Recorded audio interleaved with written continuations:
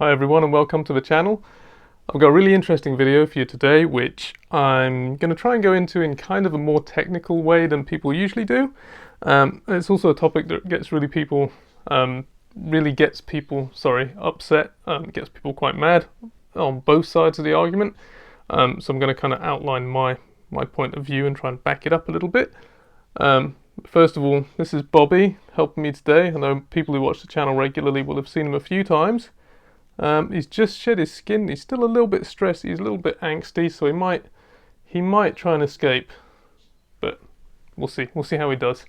But anyway, the topic of today's video is: can I take my ball python outdoors? And more broadly, should you take your snake out in public? My point of view is that generally it's not a good idea, and there's a few reasons why this is. But first and foremost, I think there's nothing wrong with the idea of wanting to get your snake some natural sunlight, wanting to get it some time outside. So if you take your snake in your backyard or your garden or whatever on a really nice warm day, get it some sunshine, let it explore a bit, and you're careful about how you do this, and this is your own private land, your private area, I really don't see a problem with that, honestly. But where things get tricky is when you take them out in public, and particularly when you take your snake outdoors and you take it to a different location. That is when really the risks from the public come in, but also the risks to your snake's health. So, first of all, let's break down why this can be risky to your snake's health. Purely from the point of view, and we'll get to like diseases and parasites later on in the video, but purely from the point of view of temperature gradient and these involuntary changes in temperature that we're going to expose snakes to. So we'll use Bobby as an example in my little slides and stuff today. But let's just take a look at that and see what I've made up on the topic. So first of all, what happens if you take your snake out from your home to a different location? Say you want to take it to a store or a park or something. In this example, I'm using the park. I've given the temperatures in Fahrenheit and Celsius, so that my friends across the pond can get the temperatures too. Sorry, I was pulling my sleeves up there. Bobby's watching the computer as well. So basically, you start off with your snake in the warm side of its enclosure, probably during the day, but it's going to be 89 Fahrenheit or 31.6 degrees Celsius. You're going to take your snake outside into the car, which in the sun at, say it's 25 degrees outside, that's what I'm assuming for today, which is like 77 Fahrenheit. That's kind of a nice temperature. It's really nice in the UK, you don't get it often here. But you take it out into the car, your car is going to be over 40 degrees, even if it's only 25 degrees outside. That's over 104 Fahrenheit, right? That's the first change in temperature. Then you can't take it, so you're going to put on the air conditioning, and within a few minutes, the temperature your snake is exposed to is going to drop down to 24 Celsius or 75 Fahrenheit, right? So that's, we're already racking up the changes, and these are big swings in temperature. And this is an animal that regulates its metabolism, its digestion, everything through temperature, but also an animal whose immune system relies on a correct thermal gradient.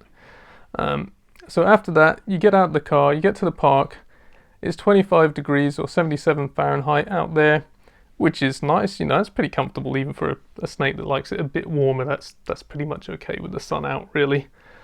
But if there's some wind, like there almost always is here in the UK, it's only going to feel like 71 degrees Fahrenheit or 22 degrees Celsius. And remember, even if you are in the US or somewhere where it gets very hot, it's not just the question of a snake being too warm or too cool. It is the big swings in temperature, and you might be experiencing changes in temperature even more extreme. So after that, you're going to get back in your car, number 4 here, and you're going to put on, it's going to be hot again because you've been out of the car for a while. Then you're going to put on the aircon, it's going to go cooler again, and then finally you're going to get home and you're going to put your snake back in the enclosure. So what would that make for little Bobby's immune system and his metabolism for the day?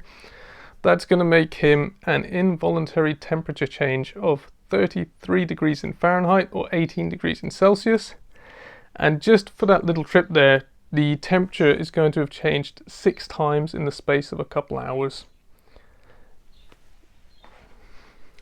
Now, just from looking at those couple of slides I've whipped up quickly, it's easy to put it into perspective how, that could affect Bobby. Bobby, who likes it nice and warm all day and never really has to deal with big swings in temperature.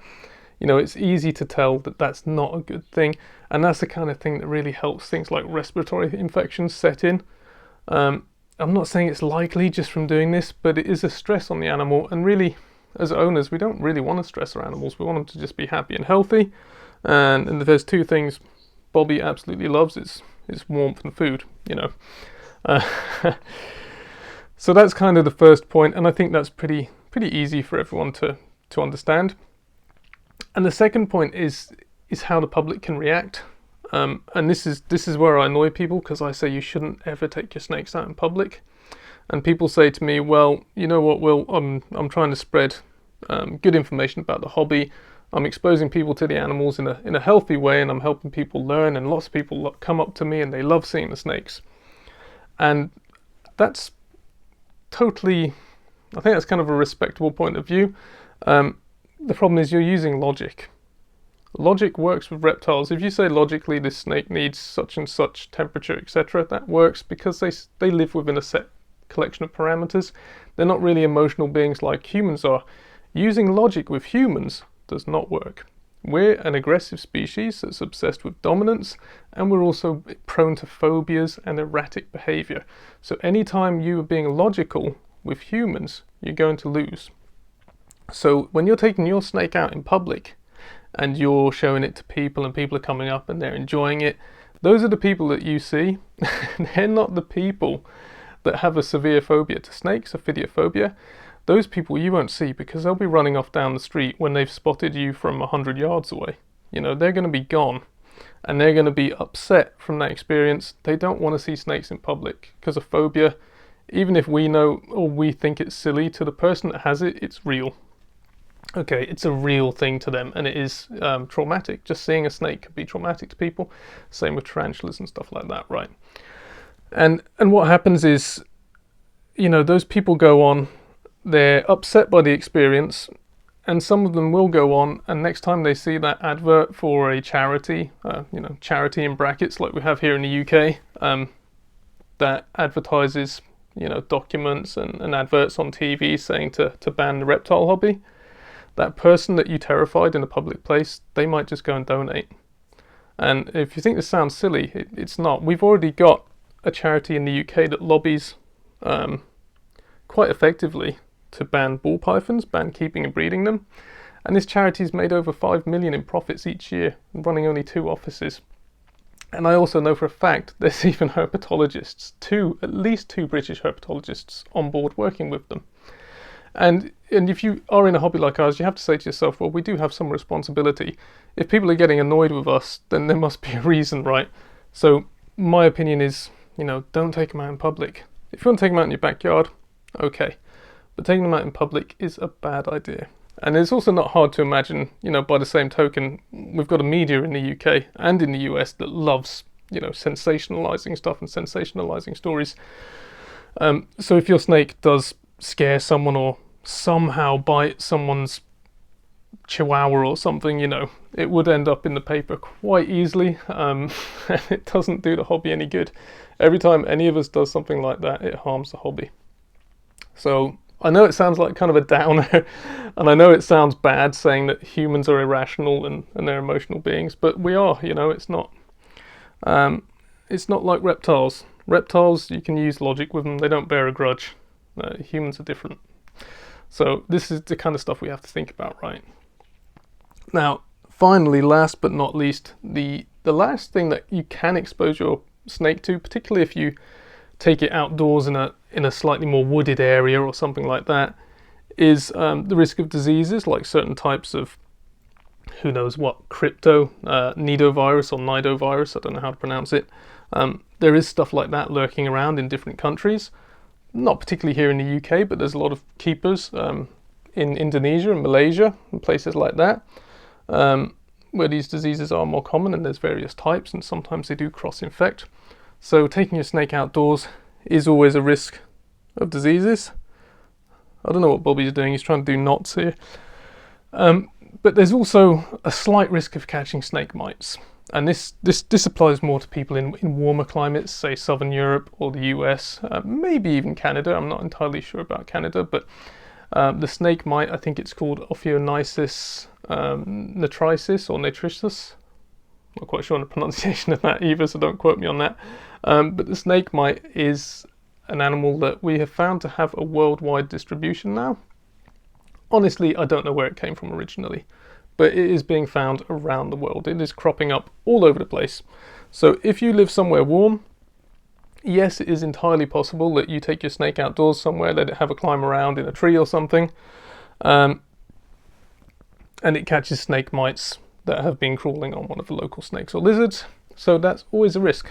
So yeah, my overall thinking in conclusion is that it's not a good idea to take your snakes outdoors anywhere where you think there's a risk of them coming into contact of, contamination from other reptiles. And I don't think it's a good idea to take your snakes anywhere near the public.